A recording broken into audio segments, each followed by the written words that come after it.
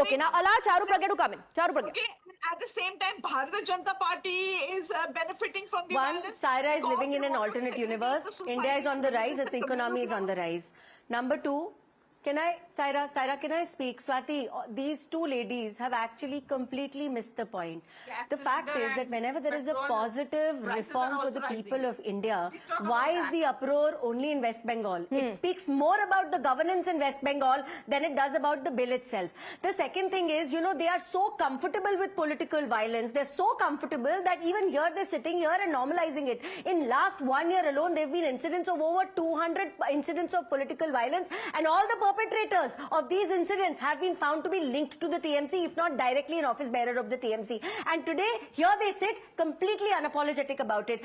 This has been a program. People have had to fled their homes. What next? Genocide. Okay. This is the way you justify protesting against a law which has been legitimately passed in Parliament. Lastly, I want to say one thing. Syra probably comes from a privileged background. That's why she doesn't understand. When you have 9 lakh acres of land and you generate only 100 crore of revenue on it per year, where you could be generating on a minimum 12,000 crore. Look at the mind-boggling difference between the two numbers. Then this money has been siphoned off. This money has not been used for the welfare of the Muslim community like it was meant to be. This money has been used to fund rich people who are already rich enough without stealing off property. This money has been used by selling off a whole land for 12,000 rupees to a Now, Charu, before I wrap up, I want to go across to everybody for quick rebuttals, starting with Rohan.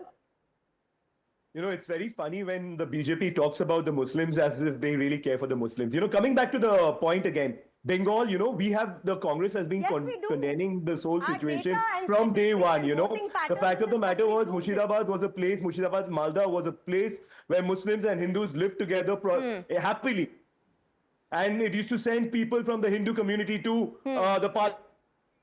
Pranab Mukherjee, we had Adit Chandan Chaudhary, we had people of that stature who had represented Malda and Murshidabad, and we had Mr. Ghani Khan Chaudhary.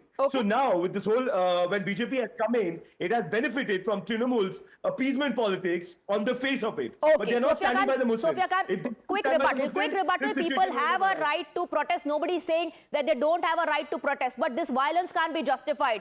You can't seem to be taking side of just one party in this.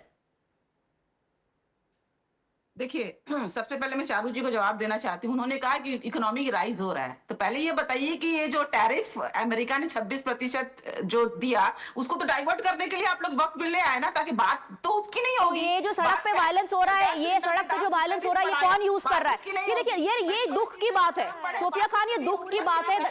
जब आप violence की बात करते हैं, लोगों की जान जा रही है, इस पर चर्चा होती है, डिस्कशन होता है, तो आपको इकोनॉमी याद आ जाती है, सारी चीजें। वो अपनी जगह पर ठीक है, आप अपने सवाल पूछिए, you are free to ask those questions, but today we were discussing the violence in West Bengal. मुझे लगा थोड़ा सेंसिटिविटी दिखाई जाएगी, लेकिन नहीं दिखाई जा रही है। That is unfortunate. Goal post shift मत कीजिए, जब इकोनॉमी पर चर्चा होगी तो पूछिए सवाल। Today we are discussing what's happening in West Bengal. Charu Pragya, Sophia Khan, Syra Shah Aleem, Ratan Sharda and Rohan Mitra, thank you very much for joining us on the broadcast. Thank you for your time. It's now time